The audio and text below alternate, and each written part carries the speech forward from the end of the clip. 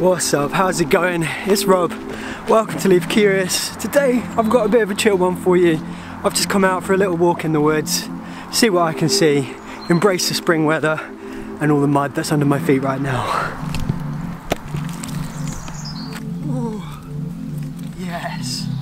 So this prickly plant with the yellow flowers is known as gorse, and I believe it flowers almost all year round. So it's great for pollinating insects, and I've just heard some bees. That's the start of spring if I've ever seen one.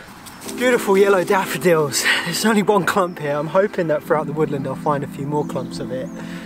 But I've come to Danbury today, Danbury Woods. It's one of the most treed areas in my area, which is open to the public. Got a bit of an oak and birch woodland with bramble understory and some holly in there too. It's alright, I don't mind. Hello.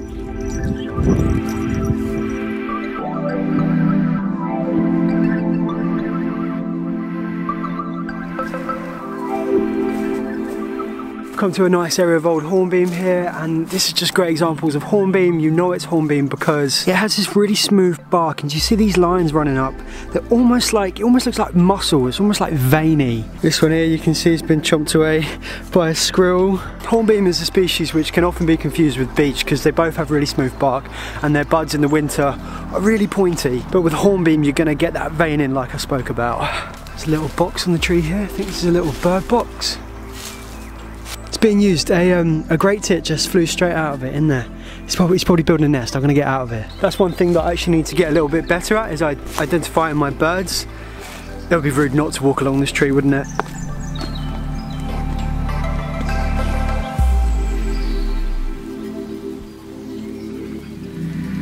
We have some primroses. This is one of the only few flowers which I know the Latin for, which is Primulus vulgara. Big sign of spring. Rabbits love to eat them. Just having a little look in the pond here to see if I can see anything swimming around, any newts or frogs. What's this? If I see plastic on the floor, I generally try and pick it up, you know, look, providing it's not too gross like an old packet of soggy sandwiches, I probably wouldn't pick up, but if it's just a piece of plastic like that, I think it's a good idea to pick it up. It's like a dinosaur. Wow, like, look at the way this boy's grown. It's just like grown into a V. Why has it done that? Maybe it lost its central leader, I don't know. Ooh. I think that means stay away. So a lot of my job used to include just looking at trees and trying to figure out what's going on. Like, I used to feel something of like an investigator. We used to go to the trees and we had to suss out what kind of condition that they were in. And when you get yourself in that frame of mind, you just can't not look at trees and wonder like what is going on inside. And why have they grown that way? Like, for example, here we have this hornbeam, and look at this like spiral growth pattern. I think it's called helical growth, but why has it done that? There's a tree over here which I haven't yet had the pleasure to meet. Never been up to this one. Let's go have a look. Looks like a big one. It could just be two. I think it's two. Oh, it is two. I thought this was all just one big tree, but it's not. It's two little stumpy boys here growing up. Nice little bench. I should have brought a drink with me, but I haven't got anything. Look down here. What is down here? Check this out. Ooh. Bits of tin, bits of black felt usually get left around for reptiles to go under because they hold a bit of heat. So I doubt there's going to be anything under here, but let's lift it up and have a look. We'd be lucky if there was anything under here.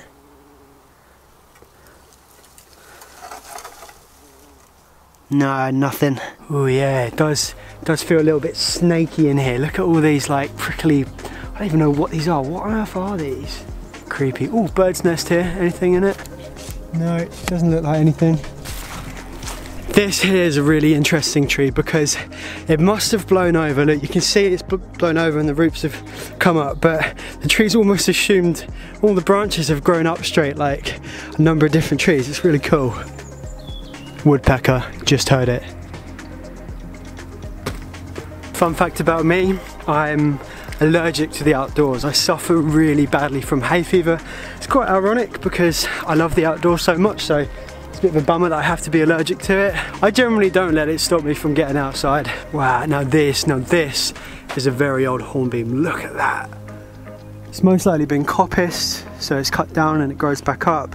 But this is all just really old, stumpy, gnarly wood. Look at this.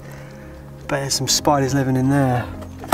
You can see this oak tree is heavily suppressed by the ivy. That's not the tree growing, that's just the ivy growing. But you can see they're trying to get a handle on it, so they've sliced through it there. You know, tree to tree, you don't really want to be doing too much management in woodlands. Generally, just want to let it get on with it. If a tree falls apart, then just let it be. Now this is probably, like, Danbury's known for having some big oaks, but this one is a pretty big boy. So back in the day, back in the olden times, oak was managed via pollard, which means that the wood can sustainably be harvested from the tree, and they were cut at specific points, and these were the old pollard points. So they cut it and then allow it to grow back up. So cool, such a big old awesome tree.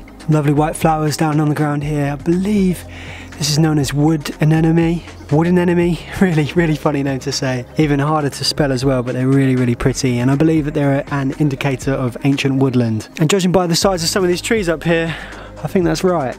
And look, found another little piece of rubbish here. What is this? Oxygen absorber.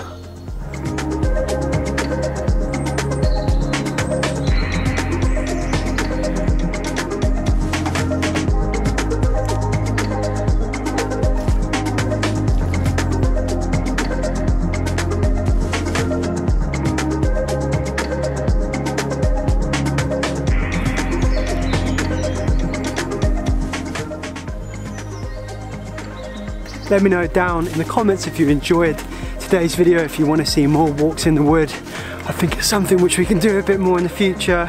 But again, thank you so much for watching. Live curious.